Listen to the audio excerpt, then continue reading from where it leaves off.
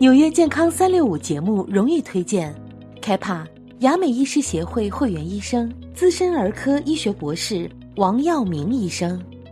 对，那 RSV 呢，它也是从鼻炎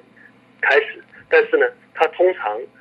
会影响到我们的支气管、细支气管，甚至到肺部的这个组织。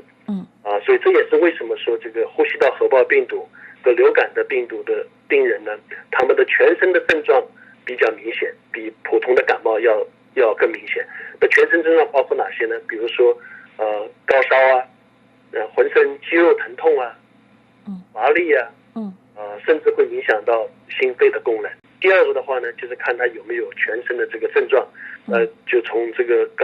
温度的高低啊，对，有他的这个精神状况啊，你像下呼吸道感染呢，他有些人会有呼吸急促啊。